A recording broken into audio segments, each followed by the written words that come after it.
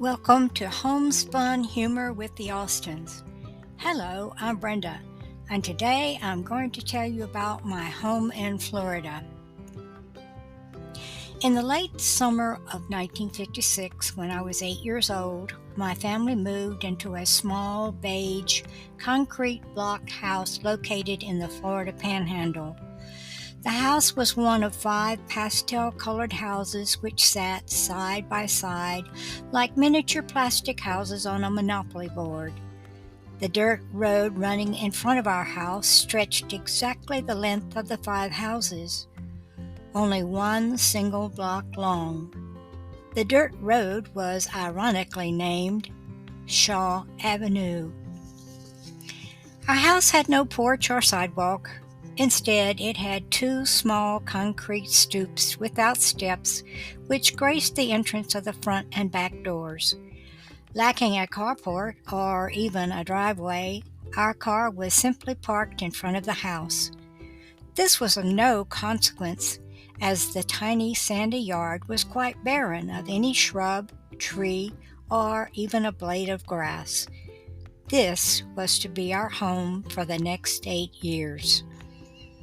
Our house had 3 bedrooms. 2 of the bedrooms were small. The third one was tiny. My sister and I shared one bedroom, Mom and Dad the other, and my brother, well, he had the tiny room. The interior walls, painted a pinky beige, were of plaster, which had been slathered directly upon the concrete block.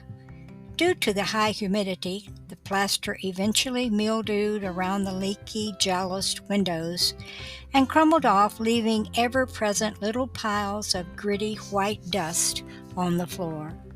Those floors were square, pecan brown tiles laid directly on top of a slab of concrete. There wasn't a scrap of insulation anywhere. Every window in the house was made up of 4-inch wide glass strips, including the front door. Florida windows, they were called.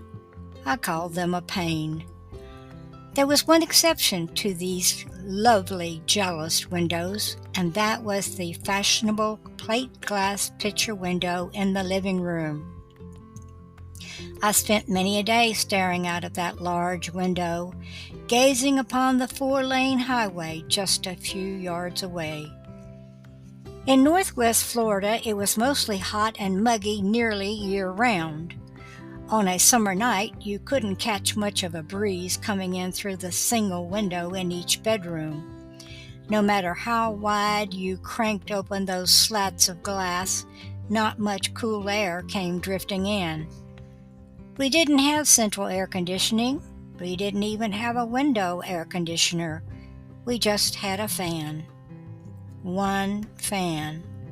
A 24-inch box fan that sat on the floor.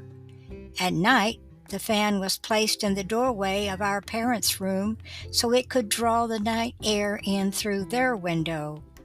That was the problem. It only pulled the cool air in through their window. The other 2 bedrooms were stifling.